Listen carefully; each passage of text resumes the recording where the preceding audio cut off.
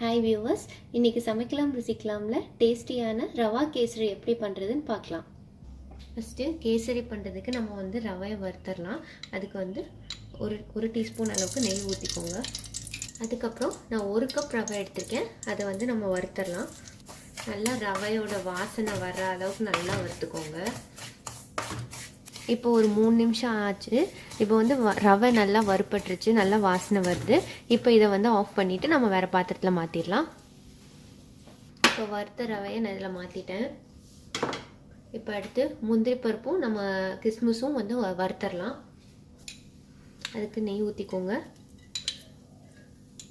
2லேருந்து 3 table spoon அளவுக்கு நெய். அதுக்கப்புறம் கொஞ்சம் முந்திரி பருப்பு எடுத்திருக்கேன், அதை போட்டுடலாம். இப்போ இது நல்லா பொன்னிறம் மாற வரைக்கும் நல்லா வறுத்துக்கலாம். இப்போ முந்திரி பருப்பு ஓரளவுக்கு வறுப்பட்டுருச்சு. இப்போ இந்த ஸ்டேஜில் நான் உலர்ந்த திராட்சை வச்சுருக்கேன், அதை போட்டுடலாம். இது நல்லா புஷ்ஷுன்னு பலூன் மாதிரி ஆற வரைக்கும் வறுத்துக்கோங்க. பாருங்கள், இந்த மாதிரி. இப்போ இதை எடுத்து வேறு பாத்திரத்தில் வச்சிடலாம். இப்போ நம்ம முந்திரி வறுத்தோம் இல்லையா, அதுலேயே நம்ம தண்ணி ஊற்றிடலாம். நான் 1 கப் ரவை எடுத்திருக்கேன். அதுக்கு நம்ம 1.5 கப் தண்ணி ஊற்றணும். இப்போ 1 கப் தான் ஊற்றிருக்கேன், இன்னொரு 1/2 கப் ஊற்றிடலாம்.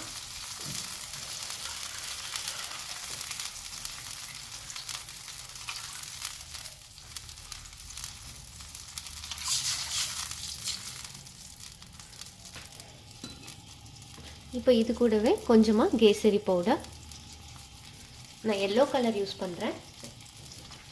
அப்புறம் கொஞ்சமாக ஏலக்காய் தூள் போட்டுட்டு நல்லா கலந்துடலாம்.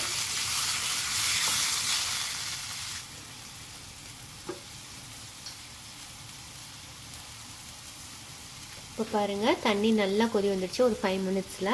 இப்போ நம்ம வறுத்து வச்ச ரவை இருக்குல்ல, அது கொஞ்சம் கொஞ்சமாக கெட்டிப்படாமல் கொஞ்சம் கொஞ்சமாக அப்படியே கிளறி விட்டுட்டே போடுங்க, இல்லைன்னா கெட்டியாயிரும். இந்த மாதிரி கிளறி விட்டுட்டே போட்டிங்கன்னா உங்களுக்கு கெட்டி சேராது.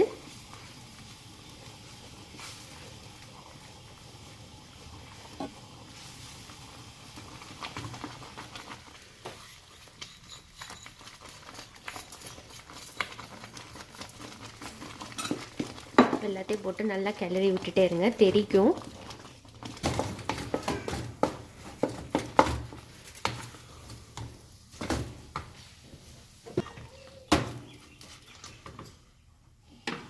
இப்போது இந்த தண்ணியெல்லாம் இதாகிடுச்சு பார்த்தீங்களா.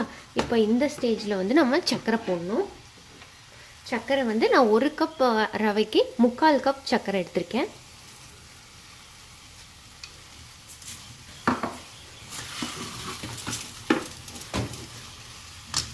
சர்க்கரை போட்டதுமே என்ன ஆகும்னா அப்படியே இலகி வரும்.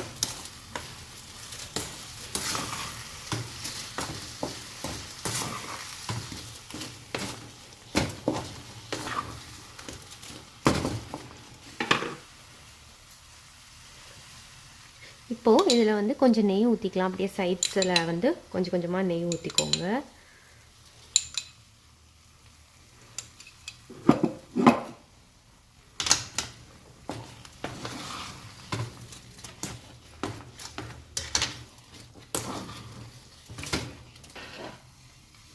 இப்போ இது கூடவே நம்ம வறுத்து வச்ச முந்திரி திராட்சையும் போட்டுடலாம்.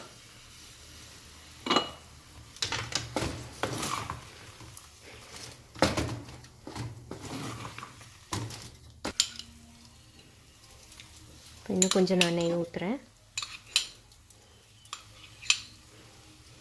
அவ்வளோதான், ஸ்டவ் ஆஃப் பண்ணிடலாம். அவ்வளோதான், டேஸ்டியான எம்மியான ரவா கேசரி ரெடி ஆகிடுச்சு. நீங்களும் இதை உங்கள் வீட்டில் ட்ரை பண்ணி பாருங்கள். எங்கள் வீடியோ பார்த்ததுக்கு ரொம்ப நன்றி.